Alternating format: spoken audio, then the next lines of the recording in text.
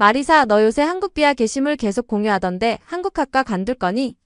나는 우리나라 사람들을 무시하는 나라의 언어를 배우고 싶지 않아. 안녕하세요. 저는 방콕 대학교 한국학과 1학년에 재학 중인 마리사입니다. 어릴 때부터 K-팝과 한국 드라마를 좋아해서 한국 문화에 깊은 애정을 가지고 있었고, 그래서 한국학과에 진학하게 되었어요. 13살 때 방탄소년단의 DNA를 보고 K-팝에 빠져들었고, 고등학교 때는 도깨비 드라마를 보며 한국어 공부에 더욱 매진했죠. 독학으로 TOPIK 4급도 취득했고, 학교 한국문화동아리 회장도 했어요. 3만 명의 인스타그램 팔로워와 함께 한국 문화를 공유하는 것이 저희 일상이었지만, 최근에는 한국의 태국인 차별 문제를 접하면서 많은 고민이 생겼습니다. 제가 사랑했던 한국 문화와 현실 사이에서 혼란스러운 감정을 느끼고 있어요. 처음에는 SNS에서 한두 건의 이야기가 올라왔을 뿐이었어요. 제 친구 핌이 한국 여행 중에 특별한 날이라 강남의 유명한 미쉐린 레스토랑을 예약하려고 했어요. 한 달 전부터 이메일로 예약 문의를 했는데 처음엔 자리가 있다고 했다가 태국인이라는 걸 알게 되자 갑자기 예약이 다 찼다며 거절했대요. 핌이 다른 외국인 친구의 이름으로 같은 날짜를 문의했더니 자리가 있다고 하더라고요. 저는 말도 안 된다고 생각했지만 그 후로 비슷한 일들이 제 귀에 들어왔어요.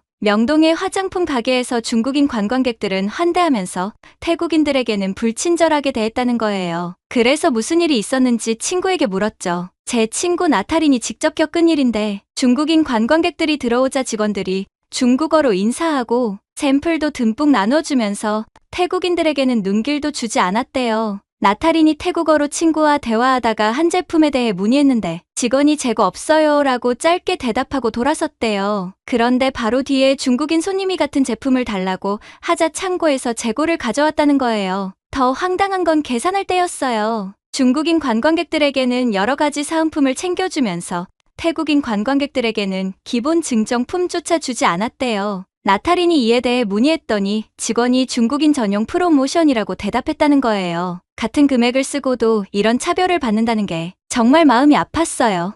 그리고 그 게시물 아래에는 비슷한 경험을 한 수많은 태국인들의 댓글이 달렸어요. 쇼핑몰에서 태국인에게만 가방 검사를 요구했다는 이야기, 식당에서 태국어로 대화한다고 주문을 무시당했다는 이야기. 그때부터 저는 제가 그동안 알고 있던 한국이 실제 한국이 맞는지 의심하기 시작했어요. 매일 밤 한국 드라마를 보며 동경했던 그 나라가 정말 우리를 이렇게 차별하는 걸까? 한 달 전만 해도 저는 사랑의 불시착을 보면서 한국인 남자친구를 꿈꿨어요. 도깨비를 보면서는 서울의 예쁜 카페에서 찍은 인생샷을 상상했고, 이태원 클라스를 보면서는 저도 꼭 한국에서 창업을 해보고 싶다는 생각을 했죠. 한국 드라마 속 세상은 너무나 완벽했거든요. 깔끔한 거리, 세련된 사람들, 그리고 무엇보다 서로를 배려하는 문화. 우리나라도 언젠가 저렇게 되겠지라는 생각으로 한국을 롤모델로 삼았어요. 제 핸드폰에는 한국 드라마 OST가 가득했고 매일 밤 잠들기 전 한국 브이로그를 보는 게 일과였죠. 그런데 지금은 그 드라마들이 전부 가짜처럼 느껴져요. 사랑의 불시착에서 북한 사람도 따뜻하게 대해주던 한국인들이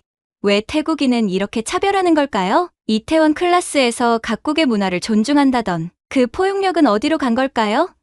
드라마 속 예쁜 카페에서도 태국인이라고 하면 자리가 없다고 할까봐 두려워요. 이제는 한국 드라마를 틀면 가슴이 답답해져요. 화면 속 완벽한 서울의 모습 뒤에 숨어있는 차별의 현실이 자꾸 떠오르니까요. 예전에는 흔히 보이던 따뜻한 미소가 이제는 위선적으로 느껴지기 시작했어요. 한국 드라마가 보여주는 세상이 과연 진짜 한국의 모습일까? 이제는 모르겠어요. 방탄소년단의 Love Yourself를 들으며 자존감을 배웠는데 정작 한국은 우리의 자존감을 무너뜨리고 있었어요. 특히 지난주 태국 채널 3에서 방영된 한국의 이면 태국인 차별의 실태 특집 방송은 충격적이었어요. 1시간 동안 방송된 이 프로그램에서는 서울에서 직접 취재한 생생한 영상들을 보여줬거든요. 특히 기자가 태국인과 일본인으로 각각 변장하고 같은 상황을 비교 체험한 부분이 가장 충격적이었어요. 같은 명품 매장에서 일본인일 때는 VIP룸으로 안내하고 차까지 대접했는데 태국인일 때는 입구에서부터 경계하는 듯한 눈빛으로 대했대요. 방송에서는 실제 피해 사례도 다뤘어요. 강남의 유명 성형외과에서 태국인이라고 하자 수술 비용을 2배로 부르거나 호텔에서 태국 여행사를 통한 예약은 받지 않는다고 한 사례들이요. 심지어 한 태국 유학생은 자취방을 구하다가 태국인 거절이라고 적힌 부동산 게시물을 발견했다고 해요. 가장 마음 아팠던 건 한 태국 관광객이 길거리에서 길을 물었다가 무시당하는 장면이었어요. 같은 장소에서 일본인이 길을 물었을 땐 친절하게 알려줬는데 이런 차별이 SNS에서만 이야기되는 게 아니라 실제로 매일같이 일어나고 있다는 걸 알게 됐죠. 방송은 마지막으로 한국관광공사의 통계를 보여줬어요. 태국은 한국을 찾는 관광객 수가 많은 나라 중 하나고 한류 콘텐츠 소비도 상위권인데 이런 우리를 차별한다는 게 더 이해가 안 됐어요. 방송을 본 후 저는 밤새 잠을 이루지 못했어요. 수업 시간에 앉아있으면 자꾸 이런 생각이 들어요. 내가 이 언어를 배워서 뭘 하지? 우리를 무시하는 나라의 문화를 왜 배우고 있지? 예전에는 한국어 단어 하나하나가 설렘이었는데 이제는 그 단어들이 마음에 가시처럼 느껴져요. 엊그제는 제 인스타그램에 한국의 태국인 차별 문제에 대한 장문의 게시물을 제 마음을 담아 올렸어요. 나의 첫사랑, 한국에게 보내는 이별 편지라는 제목으로요. 13살 방탄소년단의 DNA를 처음 들었을 때가 기억나요. 한국어를 알아듣지 못해도 설레었고 그때부터 매일 밤 한국어 공부를 시작했죠. 고등학교 때는 도깨비 드라마를 보며 공부하는 것이 낙이었고 TOPIK 4급을 땄을 때는 정말 기뻤어요. 부모님의 반대를 무릅쓰고 한국학과에 진학했을 만큼 한국은 제게 특별했어요. 그리고 최근 제가 목격하고 경험한 차별 사례들을 하나하나 적었어요. 친구 피미 레스토랑에서 겪은 일, 나타린이 화장품 가게에서 당한 차별, 태국 뉴스에서 보도한 내용들도 상세히 공유했죠. 특히 태국 관광객들이 쓰는 돈은 받으면서 우리를 2등급 취급하는 현실이 너무 서럽다고 썼어요. 예전에는 한국의 모든 것이 완벽해 보였어요. K-pop 아이돌의 무대를 보며 감동했고 한국 드라마 속 세련된 생활 방식을 동경했죠. 하지만 이제는 그 모든 게 가식처럼 느껴져요. BTS가 부르는 Love Yourself는 태국인에게는 해당되지 않는 걸까요? 마지막에는 이렇게 썼어요. 이제 저는 더 이상 한국을 맹목적으로 사랑하지 않기로 했습니다. 제가 사랑했던 한국이 저희를 이렇게 차별한다는 현실을 더는 외면할 수 없어요. 저와 같은 꿈을 꾸는 태국 친구들, 우리의 자존심을 지켜야 해요. 이 게시물은 순식간에 퍼져나갔어요. 수많은 태국 친구들이 자신들의 경험을 댓글로 공유했고 한국 문화를 좋아하는 다른 동남아 팬들도 공감의 메시지를 보냈어요. 스문의 시간 만에 10만 회 이상 공유되고 태국의 주요 연예 매체에서도 제 글을 인용했죠. 그만큼 이 문제가 저 혼자만의 고민이 아니었던 거예요. 이제 저는 매일 밤 고민해요. 한국 학과를 계속 다녀야 할지, 전과를 해야 할지. 어릴 때부터 꿈꿔왔던 한국 유학의 꿈도 이제는 흐릿해졌어요. 더 이상 예전처럼 한국 드라마를 설레는 마음으로 볼 수 없고 좋아하던 K-pop도 마음 편히 들을 수 없어요. 하지만 가끔은 생각해요. 내가 너무 감정적으로 판단하고 있는 건 아닐까? SNS에서 보이는 모습이 한국의 전부일까? 이런 의문들이 꼬리를 물고 이어지지만 아직 답을 찾지 못했어요. 그런데 며칠 전 제 생각이 조금씩 바뀌기 시작했어요. 우연히 한국 유학 중인 태국 선배를 만났거든요. 선배는 제게 의외의 이야기를 들려줬어요. 마리사, 넌 지금 SNS에서 보이는 일부 사례만 보고 있어. 나는 4년째 한국에서 살고 있지만 그런 차별을 거의 경험하지 못했어. 오히려 한국인 친구들이 태국 문화를 존중하고 배우려고 노력하는 걸 많이 봤어. 선배의 말을 듣고 나니 제가 너무 감정적으로 판단했던 것은 아닐까 하는 생각이 들었어요. SNS에서는 부정적인 경험만 크게 부각되는 경향이 있잖아요. 제가 본 것이 정말 한국의 전부일까? 한국에서 공부하는 다른 태국 친구들의 이야기도 찾아보기 시작했어요. 물론 차별 경험도 있었지만 따뜻한 경험도 많더라고요. 한국인 룸메이트와 친하게 지내는 이야기, 한국 교수님들이 태국 학생들을 배려하는 모습, 태국 음식점을 즐겨 찾는 한국 손님들, 그러다 한국의 입장을 이해하게 된 계기가 있었어요. 한국관광공사 자료를 보니 일부 태국 여행사들이 한국 여행 상품을 터무니없이 싸게 팔면서 문제가 생긴 거더라고요. 관광객들을 쇼핑센터에 몰아넣고 강매하거나 호텔과 식당에 과도한 할인을 요구하면서 서비스 품질이 떨어진 거였어요. 이런 것들을 알게 되니까 제가 그동안 얼마나 한쪽 면만 보고 판단했는지 부끄러워졌어요. 차별은 분명 없어져야 하지만 그건 양쪽 모두의 노력이 필요한 일이라는 걸 이제는 알았어요. 이제는 좀 더 균형 잡힌 시각으로 바라봐야겠다는 생각이 들어요. 분명 해결해야 할 차별 문제가 있지만 그렇다고 한국 전체를 부정적으로만 볼 수는 없을 것 같아요. 어쩌면 이런 문제를 개선하는데 제가 도움이 될 수 있지 않을까요? 그렇게 시간이 지나서 한국학과 2학기가 시작되고 한태 관계사 수업을 듣게 됐어요. 처음에는 이 수업도 그냥 학점을 위해 듣는다고 생각했는데 첫 수업에서 충격적인 사실을 알게 됐죠. 1950년 한국전쟁 당시 태국이 참전국이었다는 걸 처음 알았어요. 우리나라가 한국의 자유를 위해 병력을 파견했고 136명의 태국군이 목숨을 잃었대요. 교수님이 보여주신 흑백 영상 속에는 한국군과 태국군이 함께 어깨를 맞대고 싸우는 모습이 있었어요. 그리고 지금도 한국의 현충원에는 태국군을 위한 추모비가 있다고 해요. 더 놀라웠던 건 현재 한태 관계예요. 태국은 한국의 동남아시아 주요 교역국이고 매년 200만 명 이상의 관광객이 오가는 중요한 파트너라고 해요. 삼성, 현대 같은 한국 기업들이 태국에 대규모 투자를 하면서 수많은 일자리가 생겼고 한류 덕분에 태국의 관광산업도 크게 성장했대요. 수업을 들으면서 제가 얼마나 편협한 시각으로 상황을 판단했는지 깨달았어요. SNS에서 본 몇몇 부정적인 사례들이 전부가 아니었던 거죠. 물론 일부 차별 문제가 있는 건 사실이지만 그게 한태 관계의 전부는 아니었어요. 특히 인상 깊었던 건 최근 방콕에서 열린 K컬처 페스티벌에서 한국 청년들이 태국어로 세사냐 노래를 부르는 영상이었어요. 관객들과 하나 되어 즐기는 모습을 보면서 문화의 교류가 얼마나 아름다운지 새삼 느꼈죠. 나중에 더 충격적인 사실을 알게 됐어요. 제가 그동안 SNS에서 보고 분노했던 내용들이 사실은 블랙핑크 리사의 일부 과격 팬들이 왜곡해서 퍼뜨린 거였다는 거려. 리사가 한국에서 차별받는다며 만들어낸 거짓 이야기들이 태국 전체로 퍼져나간 거였어요. 더 충격적인 건 리사 팬들의 행동이었어요.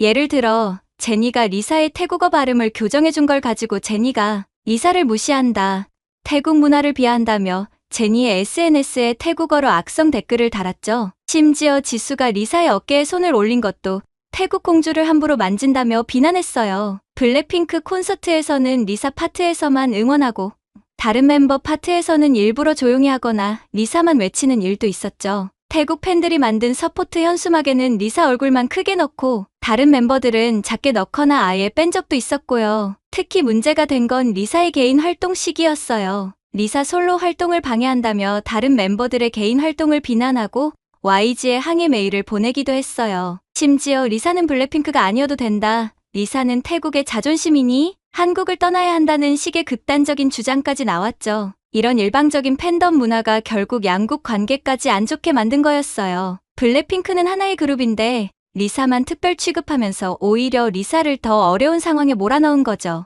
이런 태도가 한국인들의 반감을 샀고 그게 또 다시 태국인 차별로 이어지는 악순환이 된 거예요. 태국 장관들의 발언은 정말 황당했어요. 특히 문화부 차관이 공식 기자회견에서 한 발언이 큰 문제가 됐죠. 한국의 K-팝 안무는 태국 전통춤 람타이를 표절한 것이다. 방탄소년단과 블랙핑크의 춤 동작 대부분이 람타이에서 가져왔다. 우리는 법적 대응을 검토하고 있다. 이 발언은 순식간에 국제 뉴스가 됐어요. 하지만 전문가들의 분석 결과 전혀 사실이 아니었죠. 람타이는 손동작 중심의 우아한 전통춤인데 K-팝 안무와는 전혀 다른 장르였거든요. 교육부 장관도 가세했어요. 한국 드라마의 학교 장면들은 태국 드라마 호르몬스를 베낀 것이다. 심지어 한국의 교복 문화도 태국 것을 모방했다라고 했죠. 이건 더 말도 안 되는 주장이었어요. 한국의 교복 문화는 100년이 넘는 역사가 있는데 말이에요. 관광부 장관은 더 나아가서 한국은 태국의 관광산업 모델을 훔쳐갔다, 방콕의 밤문화를 강남이 베꼈다는 발언까지 했어요. 이런 발언들이 양국 관계를 더 악화시켰고 한국 네티즌들의 분노를 샀죠. 나중에 알고 보니 이런 발언들은 당시 태국 정부가 국내 문제를 덮기 위해 의도적으로 한국을 겨냥한 거였어요. 하지만 이런 거짓 주장들이 태국 내 젊은이들의 인식을 왜곡시켰고 저 같은 사람들이 한국을 오해하게 된 원인이 된 거죠. 결국 태국 학계와 문화계에서 이런 발언들의 부적절성을 지적하면서 사과를 요구했고 장관들은 오해 소지가 있었다며 발언을 철회했어요. 하지만 이미 퍼진 오해와 반감은 쉽게 없어지지 않았죠. 그 후로 한국 정부와 기획사들의 대응도 달라졌어요. 한국 정부의 대응은 매우 구체적이고 체계적이었어요. 문화체육관광부가 가장 먼저 내린 조치는 동남아시아 K컬처 인재 육성 프로그램의 중단이었습니다. 이 프로그램은 매년 500명의 동남아 연수생을 선발해 K-팝, K-드라마 제작 등을 교육하는 건데 태국 장관들의 발언 이후 전면 중단됐어요. 특히 충격적이었던 건 예산 삭감의 규모였어요. 태국 관광객 유치를 위한 연간 200억 원 규모의 예산이 30억 원으로 대폭 축소됐고 방콕의 한류문화원 운영 예산도 70% 삭감됐죠. 매년 방콕에서 열리던 K-컬처 페스티벌도 무기한 연기됐고 한국관광공사의 방콕 지사는 최소 인원만 남기고 축소 운영되기 시작했어요. 한류 콘텐츠 지원도 대폭 줄었어요. 태국에서 촬영하려던 한국 드라마 3편의 로케이션이 베트남으로 변경됐고 태국 배우들과의 공동 제작 프로젝트도 전면 중단됐죠. 심지어 태국 현지 방송국과 맺은 한류 콘텐츠 수출 계약도 재검토하기 시작했어요. 관광 분야의 변화도 컸어요. 한국관광공사는 태국 여행사들과 맺은 우대 계약을 전면 재검토했고 저가 패키지 상품을 규제하기 시작했죠. 인천공항 수완납품 공항 간직항 노선도 주 35편에서 21편으로 감축됐어요. 가장 큰 타격은 문화교류 인프라의 축소였어요. 방콕의 세종학당 2곳이 폐쇄됐고 태국 현지 대학과의 한국어 교육 지원 사업도 중단됐죠. 매년 1000명 규모로 진행되던 한국어 능력 시험 TOPIK 지원도 300명으로 축소됐고요. 기획사들의 반응은 더 직접적이었어요. SM, JYP, HYB 등 주요 기획사들은 태국 출신 연습생 선발을 전면 중단했어요. 한 기획사 관계자의 말이 특히 기억에 남네요. 태국 연습생들이 데뷔하면 자국 팬들의 과도한 응원으로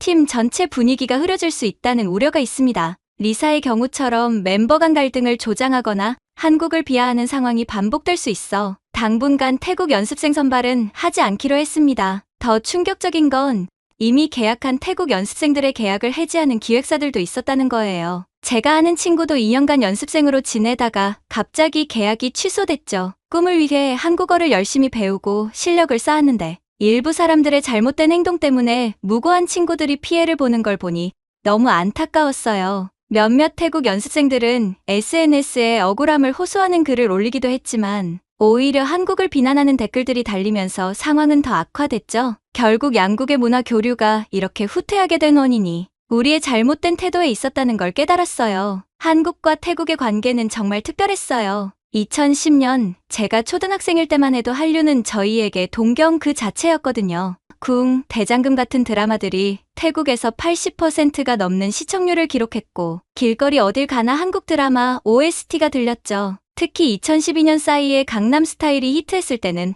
방콕 시내 전체가 말춤 열풍이었어요. 학교 운동회에서도 강남스타일 단체 안무를 했고 백화점, 거리 공연, 심지어 정부 행사에서도 이 노래가 울려 퍼졌죠. 태국 사람들은 한국을 쿨하고 세련된 문화 강국으로 여겼어요. 그때는 한국 음식점도 고급 문화의 상징이었어요. 제가 다니던 고등학교 근처의 한국 김밥집은 늘 인기 있는 데이트 장소였고 삼겹살집은 특별한 날에만 가는 프리미엄 레스토랑으로 여겨졌죠. 한국어를 배우는 것도 일종의 특권이었어요. 한국어 학원비가 영어 학원보다 2배는 비쌌는데도 수강생이 넘쳐났으니까요. 제 방은 소녀시대, 동방신기 포스터로 가득했고 태국 친구들과 K-POP 커버 댄스 팀을 만들어서 학교 축제에서 공연도 했어요. 한국 아이돌들의 패션을 따라하는 게 최신 유행이었고 한국 화장품은 가장 믿을 만한 뷰티 아이템으로 인정받았죠. 무엇보다 한류는 저희에게 꿈이었어요. 한국처럼 선진국이 되고 싶다. 한국처럼 세련된 문화를 만들고 싶다는 꿈이요. 그래서 많은 태국 청년들이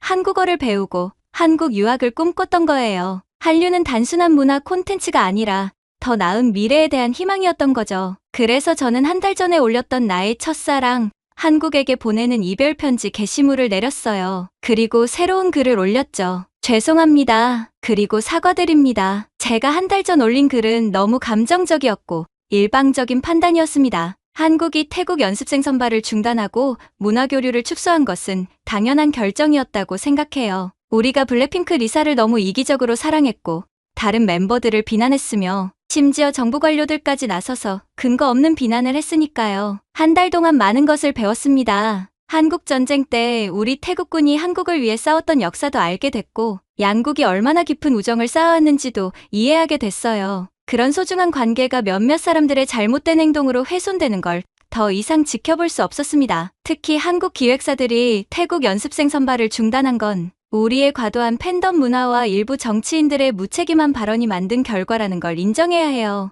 리사를 진정으로 사랑한다면 그녀가 속한 팀을 존중하고 한국 문화를 이해하려 노력했어야 했는데 우리는 오히려 그 반대의 길을 걸었죠. 이제는 달라지고 싶습니다. 한국학과 학생으로서 그리고 K-POP을 진정으로 사랑하는 팬으로서 저는 양국의 문화를 이해하고 존중하는 다리가 되고 싶어요. 더 이상의 왜곡된 정보와 일방적인 비난은 없어야 합니다. 우리가 변화하지 않는다면 우리는 더 많은 것을 잃게 될 거예요. 이제 저는 한국학과 학생으로서 그리고 한류를 사랑하는 태국인으로서 새로운 다짐을 합니다. 더 이상 SNS의 자극적인 이야기에 휘둘리지 않고 진실을 찾아 알리는 다리가 되겠습니다. 양국의 진정한 우정과 문화 교류의 아름다움을 전하는 인플루언서가 되고 싶어요. 이 게시물은 전과는 다른 반응을 얻었어요. 많은 태국 친구들이 공감하고 지지해줬고 한국 팬들도 따뜻한 댓글을 남겨주었죠.